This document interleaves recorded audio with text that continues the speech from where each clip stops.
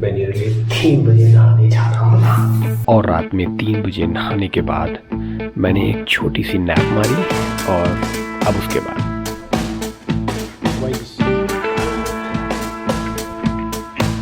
Finally मैं जिस चीज़ का इंतज़ार कर रहा था वो मुझे मिल गया है। मैं दिखाता हूँ, ये रहा मेरा पासपोर्ट और ये बारकोड शायद वीज़ा सेंटर्स या एम्बेसी ने लगा दिया है, तो मैं इसको खोलता हूँ अभी।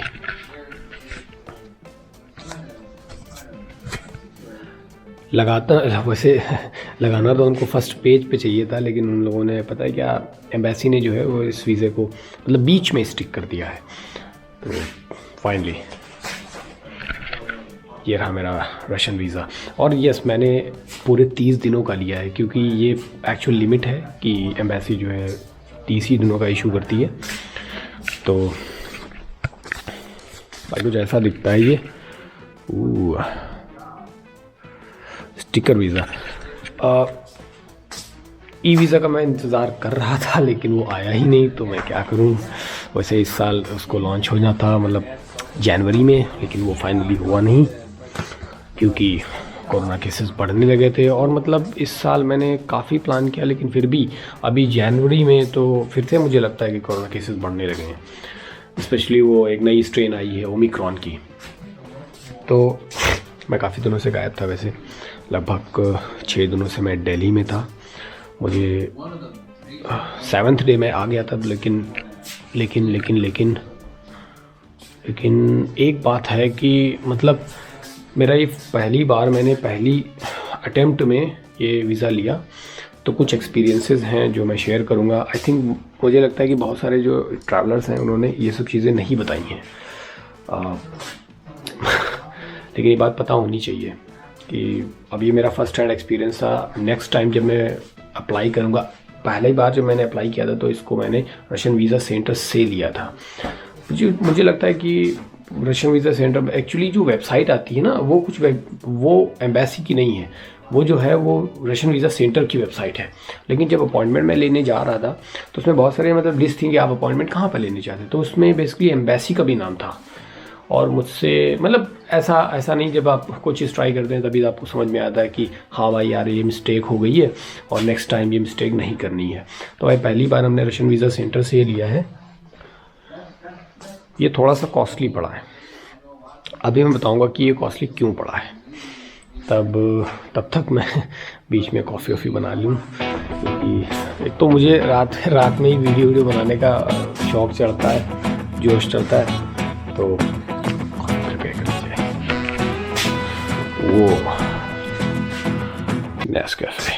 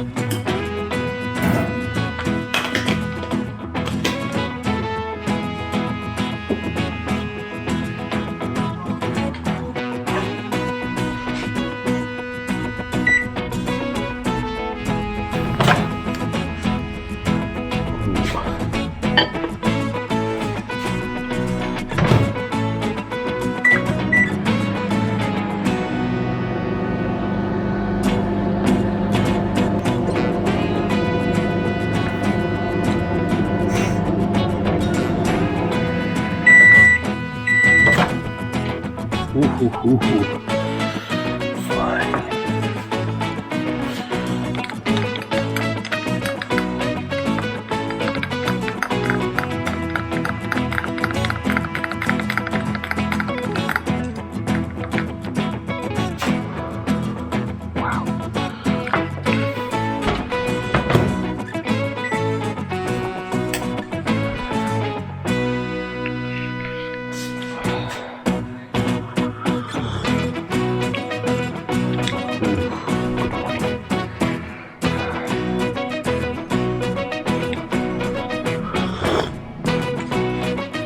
तो भाई मेरे रशियन वीज़ा की स्टोरी यही है कि फ़र्स्ट हैंड एक्सपीरियंस जो मेरा था वो रशियन वीज़ा सेंटर के साथ था। मैंने सोचा था कि मतलब कि शायद वो एम्बेसी शायद इसको आउटसोर्स कर दिया है, जैसे पहले वीएफएस को आउटसोर्स किया था, लेकिन अब वीएफएस हट चुका है शायद, पता नहीं। लेकिन बीच में न्यूज़ मैंने पढ़ी थी कि शायद वीएफएस रशिया का वीज़ा नहीं एक्सेप्ट कर रहा है। अभी वो टाई अप ख़त्म हो गया है for the time being at least. तो अभी ये रशियन वीज़ा सेंटर है। मैं बस कंफ्यूज था कि शायद ये आउटसोर्सिंग ना कर रहे हों, तो मैंने इसीलिए उसमें नहीं लिया। लेकिन ये कुछ एक पर्टिकुलर चार्ज लेते हैं, मैं भी चार्जेस के बारे में डिस्कस करूँगा। तो एम्बेसी से डायरेक्ट लेना चाहिए था मुझे, लेकिन फ़र्स्ट हैंड एक्सपीरियंस ये रहा कि रशियन वीज़ा सेंटर में पहुँच गया फाइनली।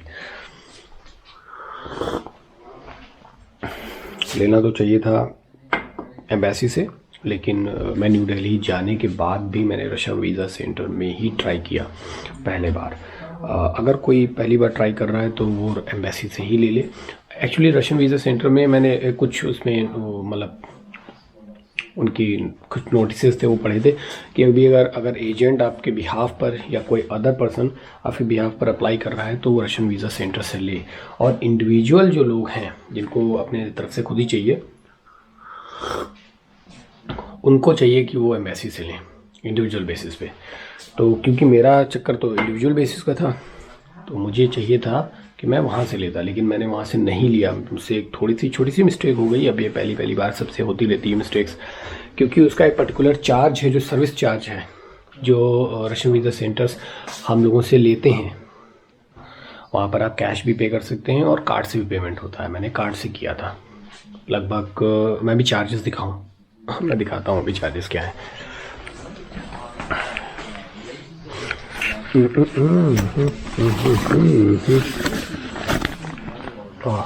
इसमें आया था रशियन वीज़ा मेरा, मतलब पासपोर्ट था बेसिकली, और इसमें आया था पैक होकर। मैं अभी दिखाता हूँ, इसमें एक्चुअली बिल है, मैं उसी के साथ आपको दिखाऊंगा कि मैंने बिल इसी में रख दिया, बिल और रिसिप्ट मेरे पेमेंट की। वही ये है वो बिल, और ये मैंने कार्ड से पेमेंट किया था, तो ये वो है रिसिप्ट। तो भाई ये मैंने पेमेंट एक्चुअली किया था 9310 रुपीज़ का। सोच लो कितना महंगा पड़ा। एक्चुअली महंगा हो भी गया है, लेकिन महंगा मुझे पड़ा भी। और इसमें महंगा पड़ने का जो रीज़न है वो वीज़ा सेंटर्स की वजह से भी है। और मैं बताऊँगा कि एक्चुअली रशियन वीज़ा सेंटर्स में मतलब आपको अगर इंडिविजुअल बेसिस पे ट्राई कर रहे हैं तो क्यों नहीं जाना चाहिए, क्योंकि उसका कोई मतलब नहीं है। सिस्टम बिल्कुल मतलब इंडिविजुअल बेसिस का मतलब अगर टूरिज़्म के लिए जा रहे हैं तो मतलब आपके डॉक्यूमेंट बहुत बेसिक से होते हैं, तो कोई स्पेशल केस नहीं है। और जो भी होगा वो एम्बेसी भी आपको बता देगी कि ऐसी कोई चीज़ की कमी है या किसी पर्टिकुलर डॉक्यूमेंट की कमी है, तो आप उसको लगा दीजिए। तो अभी मैं बताता हूँ कि इसमें एक्चुअली जो हमारी इसमें सर्विस चार्ज बेसिकली आप ऐसे समझते हैं कि भी रशियन इस टोटल में से 9310 रुपीज़ में एक्चुअल वीज़ा फ़ीस कितनी थी।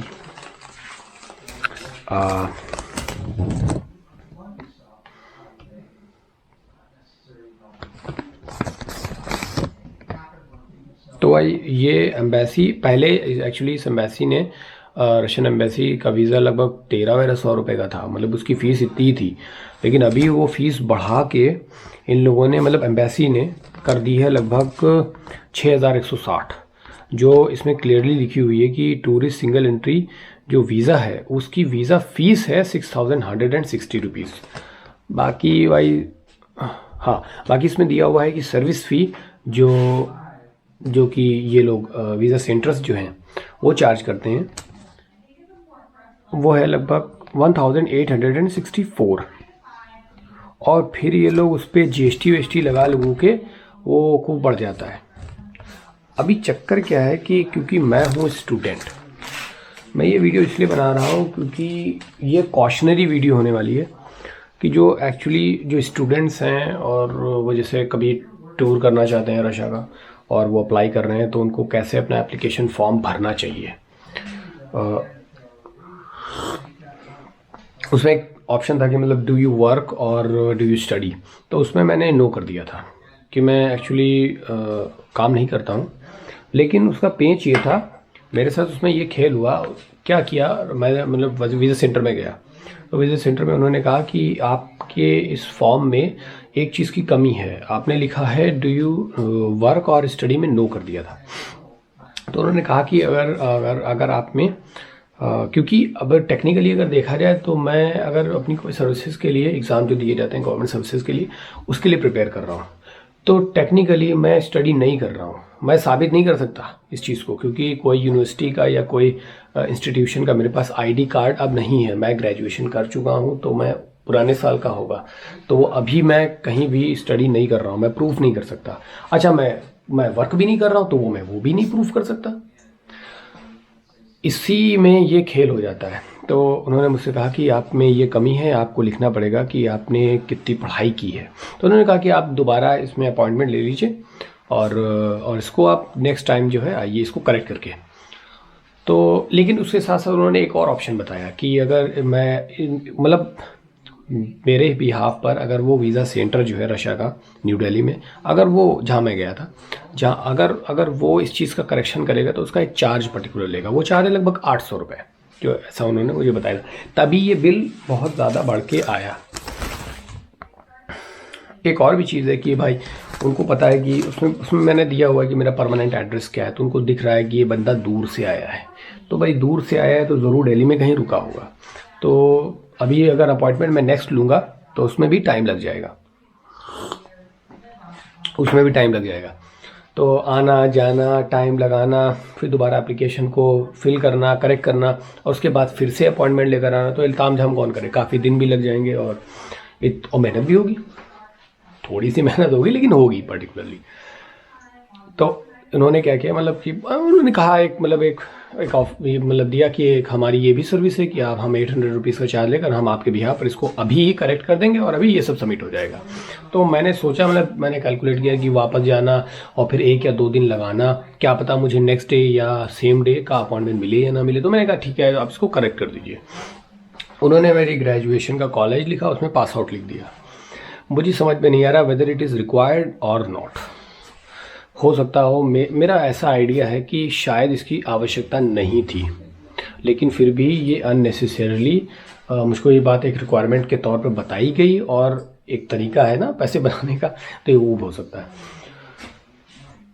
उस हिसाब से मैंने सोचा कि कई दिन वेस्ट हो जाएंगे, तो उससे अच्छा यही कर लिया जाए। फिर मैंने कॉन्सुलेट को एक लेटर लिख दिया, क्योंकि मैंने रिटर्निंग फ़्लाइट्स अपनी नहीं कंफर्म की थी, मतलब उसमें टिकट नहीं मैंने लगाया था। मैंने अपनी ऑनवर्ड जर्नी का यहाँ से इंडिया टू रशिया का टिकट उसमें लगा दिया था कि आप इशू कर दीजिए इतनी तारीख को। मैंने रिटर्निंग फ़्लाइट्स नहीं लगाई थी। फिर मैंने एक कॉन्सुलर को उसमें लेटर लिख दिया कि रिटर्निंग फ़्लाइट्स ना लगाने का कारण, तो बता दिया उनको मैंने। वो सबमिट हो गया।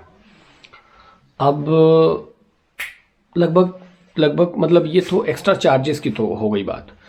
अब मैंने थोड़ा सा रूल्स एंड रेगुलेशंस उसमें पढ़े थे जाकर, तो उसमें समझ में आया कि अगर न्यू दिल्ली में जा रहे हैं, अप्लाई कर रहे हैं, वो इंडिविजुअल बेसिस का है, मतलब टूर ग्रुप या एजेंट बिहाफ पे नहीं काम कर रहा है, तो इंडिविजुअल बेसिस के लिए तो एम्बेसी में अप्लाई किया जा सकता है, और अपने देश के इस देश के नागरिक या रशियन नेशंस दोनों अप्रोच कर सकते हैं एम्बेसी को।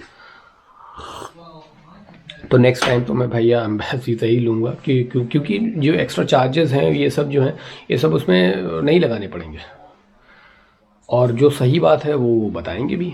ऐसा नहीं है कि मतलब कोई पैसे बनाने वाली स्कीम है, क्योंकि उनको तो वीज़ा इशू करना है, वो सब ये सब नहीं करेंगे, ऐसा एक्सपेक्टेड है। अभी पता नहीं, अभी जो फर्स्ट हैंड एक्सपीरियंस था पहली बार का, वो ये है कि वीज़ा सेंटर से अगर इंडिविजुअल बेसिस पे जा रहे हो तो भाई मत जाओ। सिंपल फॉर्म है, ये एक थोड़ा सा पेंच था जो अपने इंडिया में स्पेशली होता है, क्योंकि बाहर के देशों में तो लोग वैसे भी टूर करते हैं, लेकिन उसमें स्पॉन्सर लगाना पड़ता है कि पेरेंट्स हमारे स्पॉन्सर कर रहे हैं। मैंने ऐसा कुछ लगाया नहीं था, पता नहीं कितना मेरा जस्टिफिकेशन सही है।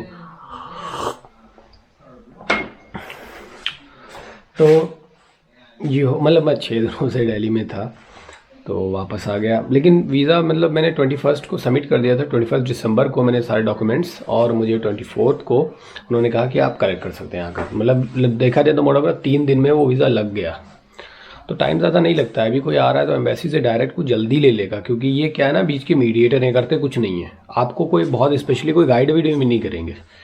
ये बस वो एक कमी निकाल देंगे जिससे, और फिर सर्विस चार्ज लगा देंगे उसके ऊपर। तो इससे बचने के लिए सबसे बढ़िया एम्बेसी से ट्राई कर लो। और ई वीज़ा की एक अलग कहानी है, वो नेक्स्ट वीडियो में बताऊंगा। ई वीज़ा भाई बहुत झंझटी है, इंडियन पासपोर्ट होल्डर्स को तो बिल्कुल ट्राई ही नहीं करना चाहिए ई वीज़ा किसी भी देश का। हो सके तो एम्बेसी जाकर स्टिकर वीज़ा ही ले लो, वो ज़्यादा ठीक है, वरना ई वीज़ा में पैसे बर्बाद हो जाएंगे। एक तो ई वीज़ा का लगभग सारे देशों का सक्सेस रेट बहुत ख़राब है इंडियन पासपोर्ट होल्डर्स के लिए। नेक्स्ट टाइम मैं बताऊंगा।